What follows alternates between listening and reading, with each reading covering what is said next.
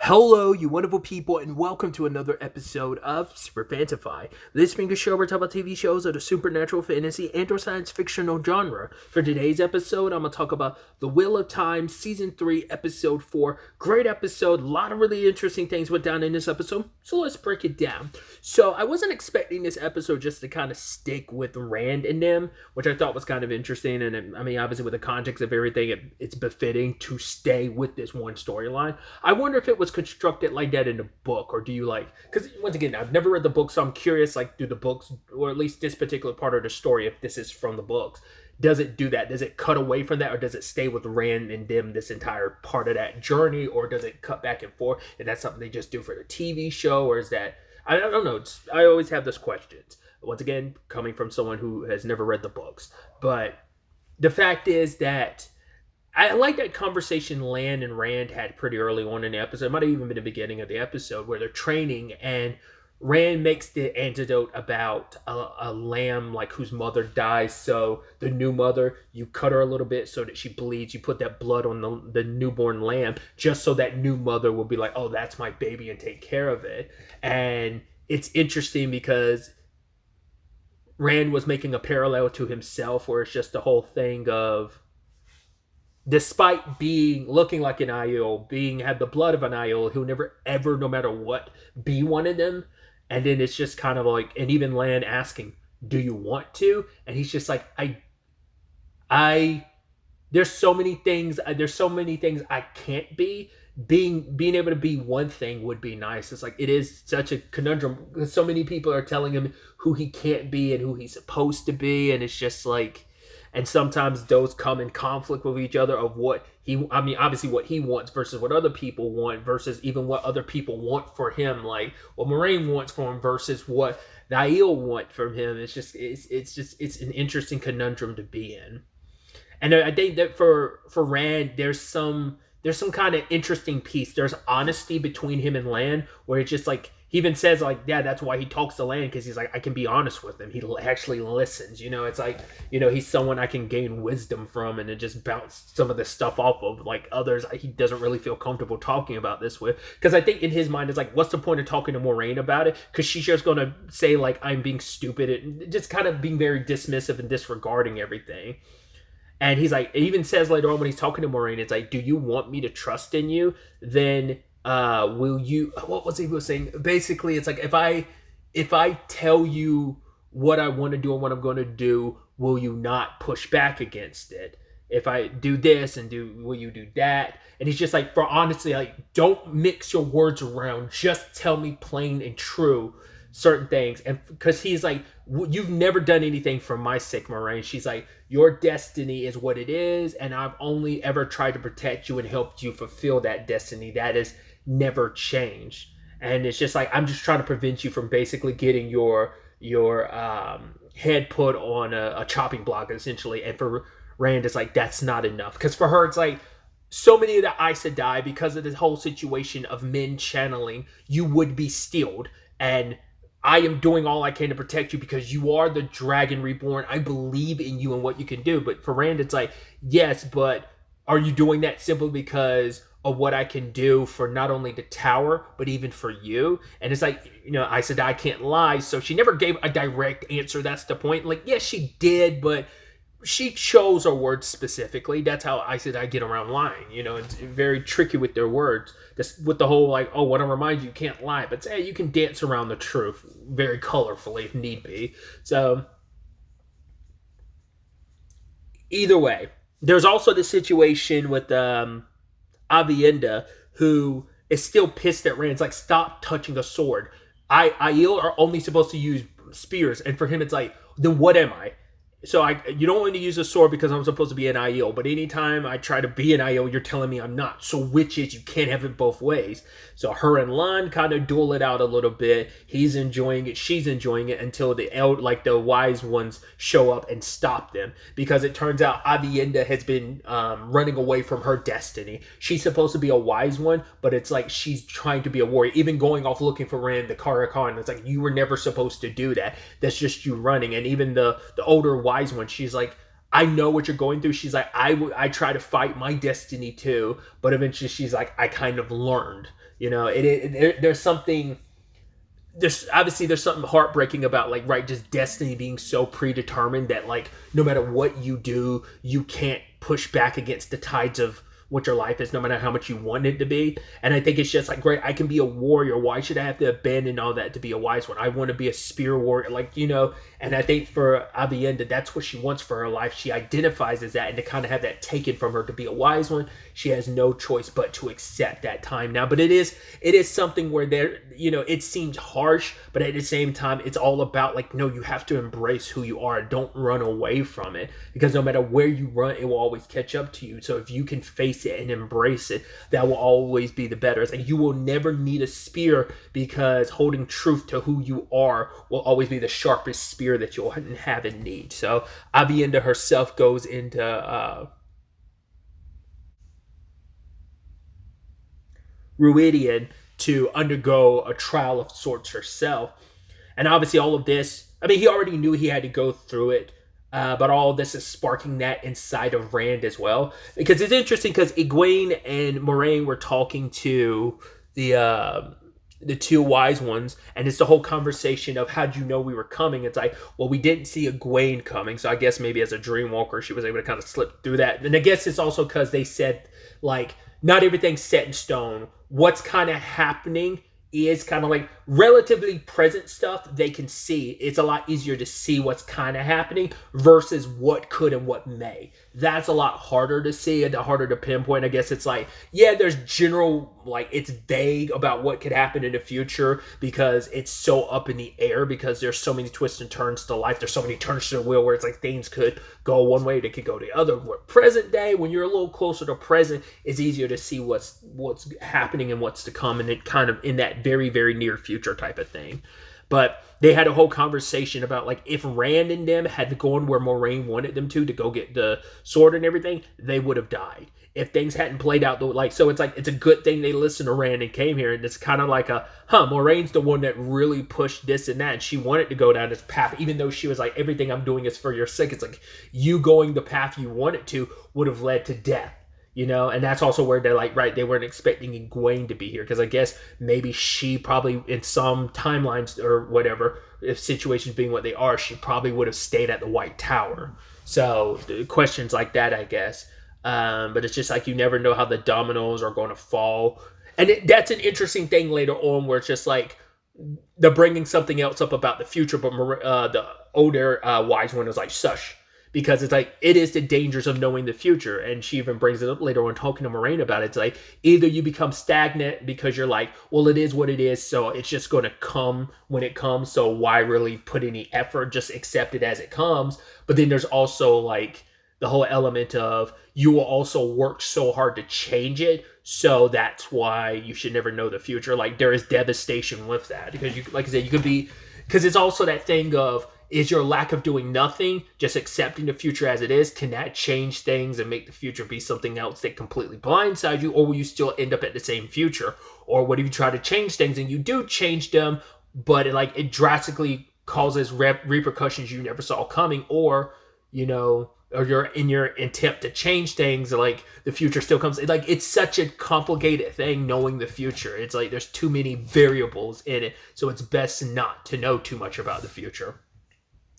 Because, like, why overload yourself? Because once again, you'll become stagnant and you'll freeze, because you'll be so afraid to make a choice, because you never know, like, or this choice, will it lead to this future, or will it lead to this future? You never know how the dominoes will fall based on the choices you make. So it's just about kind of coming to terms with it and accepting it by just not knowing the future. So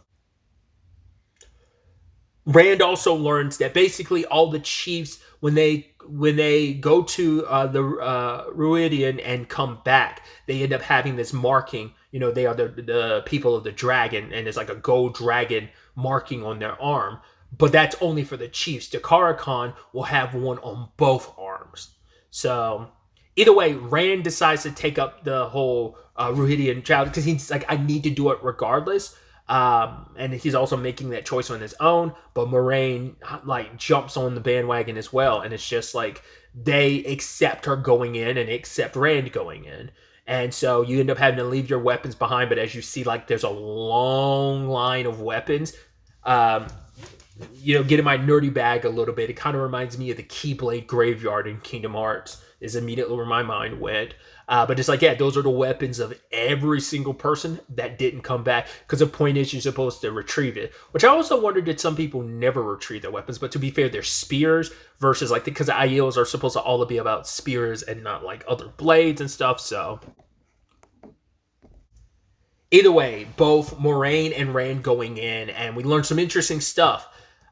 First and foremost, we find out, like, there's a special tree at the center of, like, or in Ruidian, that is like the tree of life, which is so interesting because in this series it has its own name. Because obviously, when you think the tree of life, you think of Yggdrasil. It's typically the tree of life, I think. So for it to have like a completely different name in its mythology is kind of interesting. But I guess it's like, yeah, you want to kind of do your own thing and not. You're probably like winking and nodding towards Norse mythology, but you're kind of making it your own thing just by giving it a different name. But it turns out there was a tree like that from where Moraine is from. But the reason why it doesn't exist anymore, because it was like hundreds of years ago, but the reason why it doesn't exist anymore is because her uncle cut it down and made a throne out of it. But that led to the war with the Aiels happened because of her uncle. They came here, crossed the spine, tracked him down, and eventually murdered him in the same place that Rand's mom gave birth to him. And it's like, that's why his mom was there. The Aiel were there to track down her uncle, and that's where his mom died and where he was born. And it's like, that's fascinating. And we also get a peek at and learn a little bit about Rand's father, because as Rand's going through this place, he's living like the path. Like, and I think that's so interesting that as he's going through the history of the Aiels, like through the roots of his blood. Now, I don't know if I don't think it's not indicating necessarily like these are his past lives as a member of the Aiels. Like, no, it's just like these are like you are picking certain historical moments in your, like, you had a very direct connection to the first one because basically you were your father at that moment.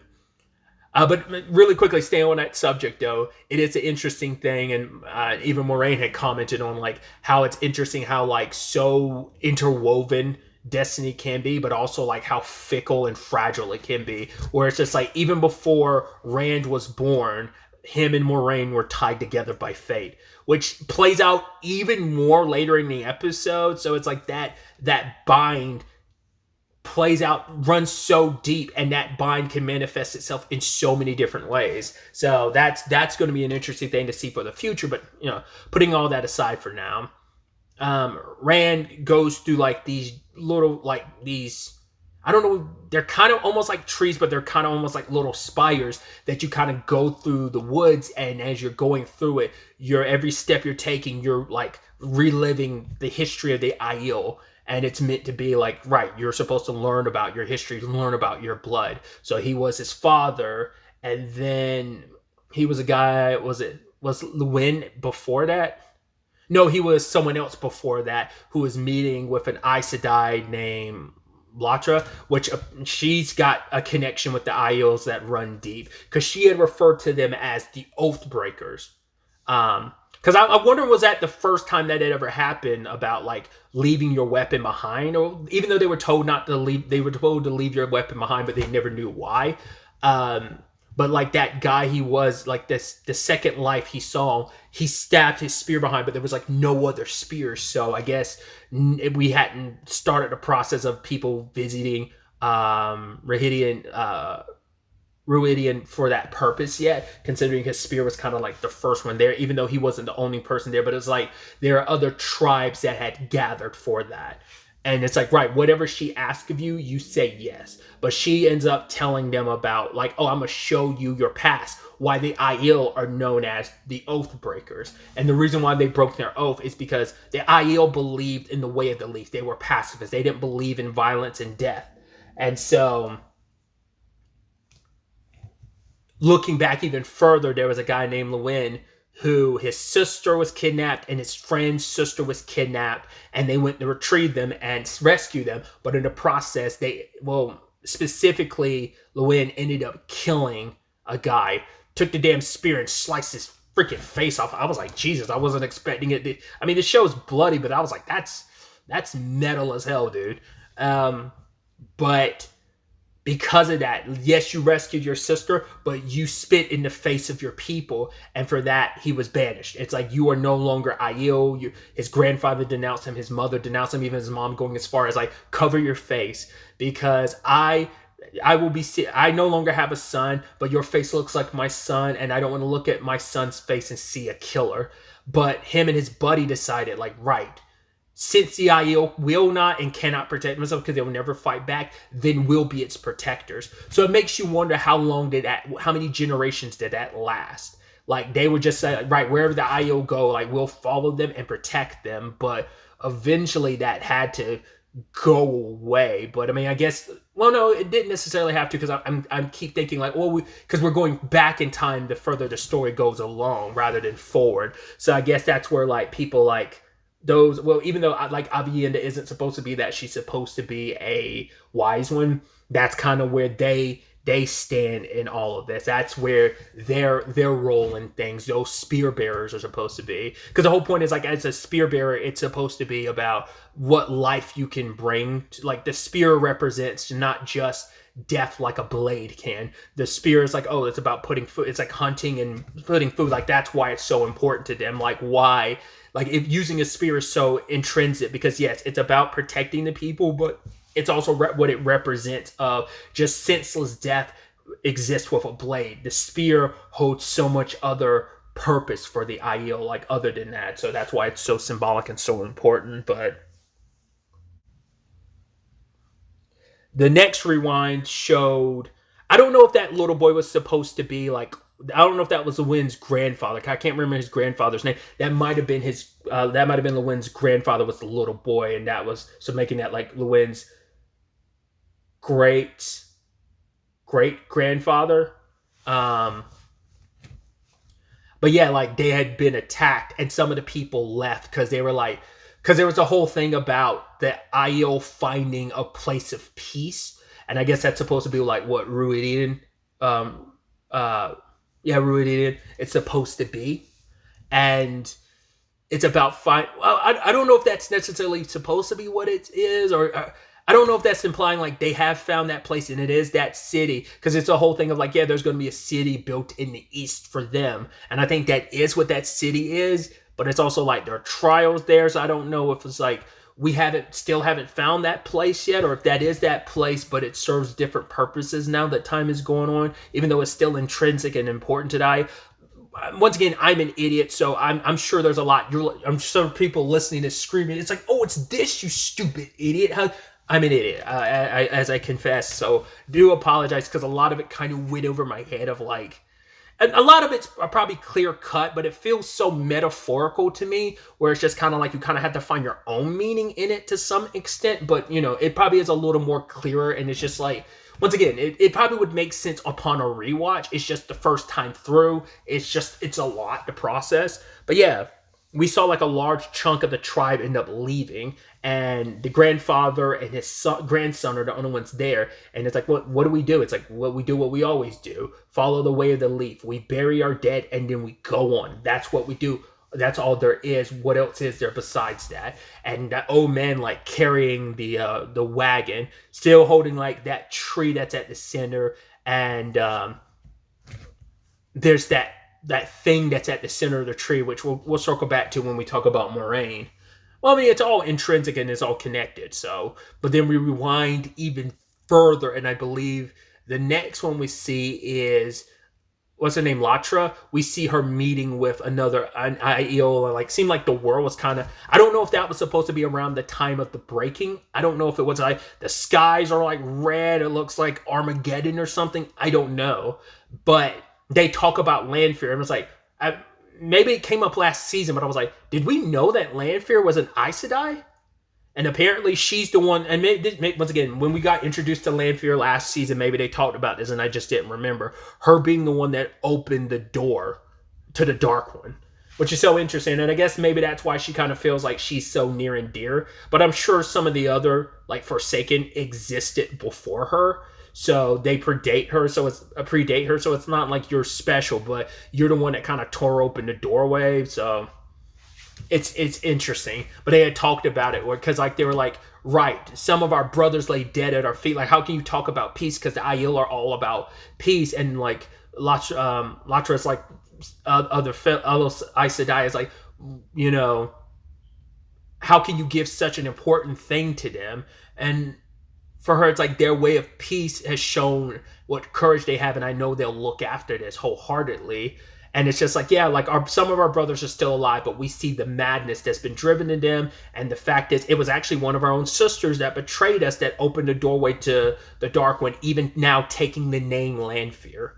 So they were entrusted with that pearl thing, and it's like can only be wielded by a woman, and its sibling is the sword that is the male sibling counterpart to it is the sword.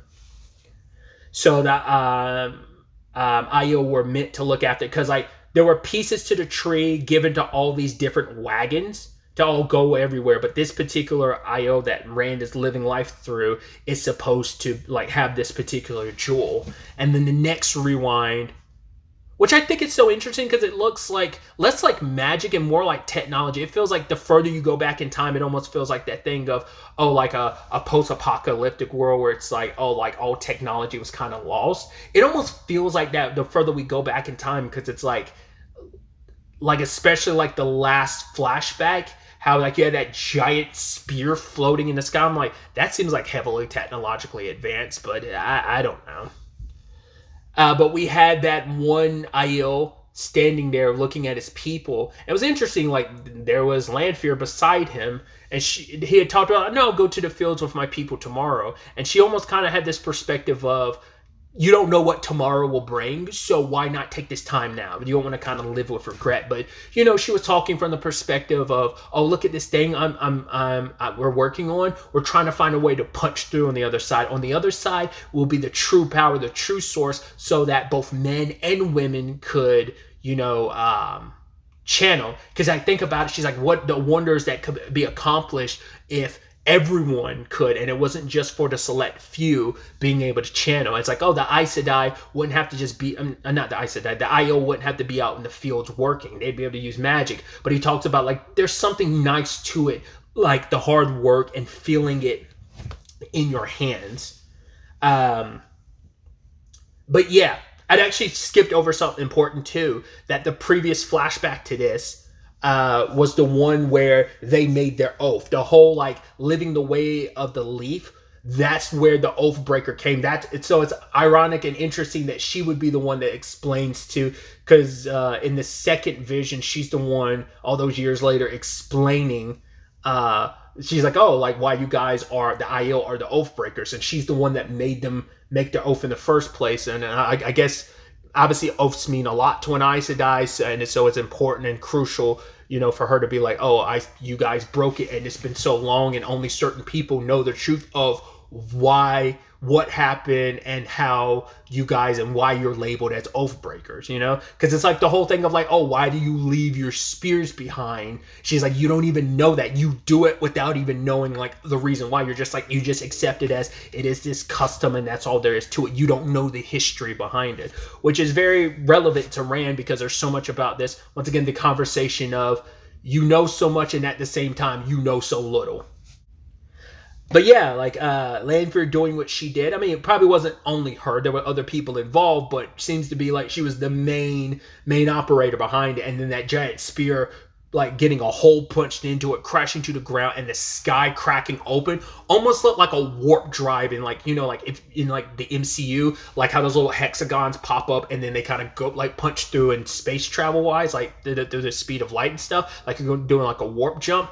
It kind of had that effect to it in the sky. And that's the last memory Rand was kind of having before he passes out a little bit, but then like the tattoos form on him. So having gone through this, learned what he's learned, he now knows, the truth of things, and, has been revealed to be is in fact the Karan. And he goes and meets up with Aviendha, who was in one of the rings just like Moraine was, which we'll get to in a bit. And because of that,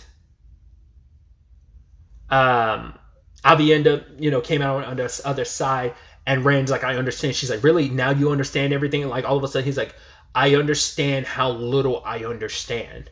And so she's still calling him a wetlander. So it's like, right, our history hasn't really changed despite you knowing what you know. And even having the tattoos, it doesn't fully change anything. I guess it's almost like a way of like she accepts him, but also kind of doesn't. So she still feels like he has so much to learn, but he's taking those steps. So she still doesn't see him as really her Karin.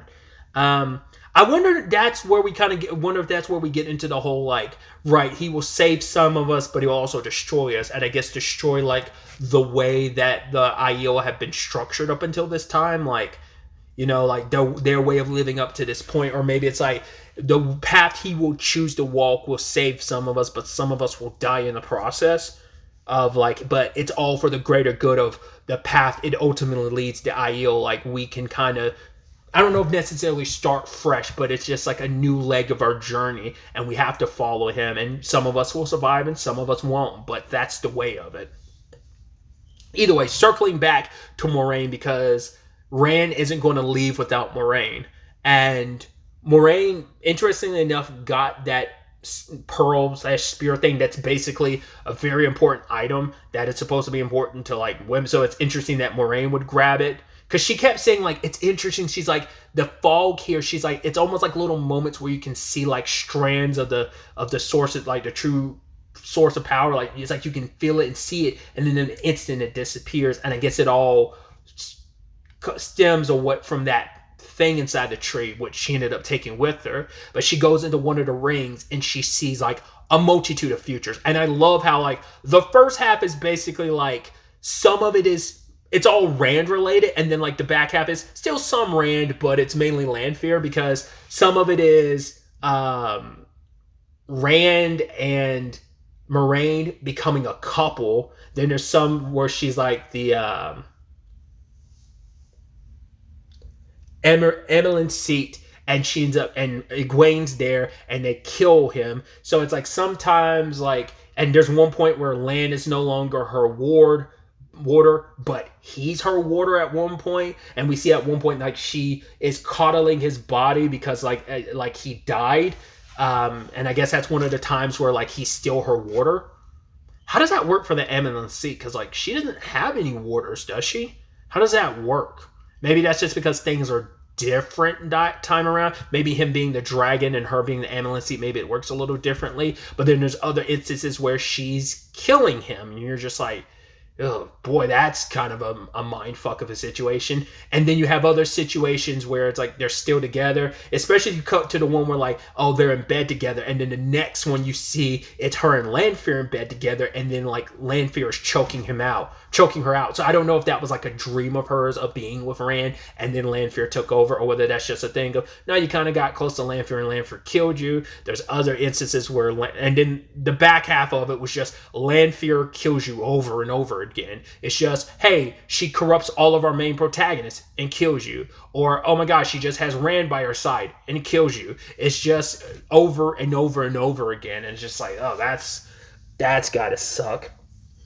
And that just kept, that one, those in particular where Lanfear was killing her, were the ones that repeated over and over and over again. So, but at the end of it all, Rand leaves Moraine. We find out they had been in there for like over a week, because Egwene was like, we should go in there, but Land is like, they told us to wait. They wanted us to wait, trusted us to wait, because apparently Avienda, like there's that time frame when Avienda left, and Rand and Moraine coming out was 2 more days. So they were in there for like a full week, and him carrying her out. I'm so curious to see what this means for their relationship going forward, considering all the possible futures. Like, once again, some meant for her, some not. What after Moraine saw what she saw, what does that mean for her and Rand? Even the fact is that Rand, I don't know, despite everything, still decided to stick it out and like make sure to bring her back. You know, that he cared enough. Like, I don't think he saw anything that she saw, but he still felt this responsibility for looking after her. And what changes this has made to Rand, we won't fully know until we cut back to the storyline. in the next episode. I mean, if it gets covered at all next episode, we'll have to wait and see, because they might not cover it all considering this entire episode was dedicated to it, but we'll see.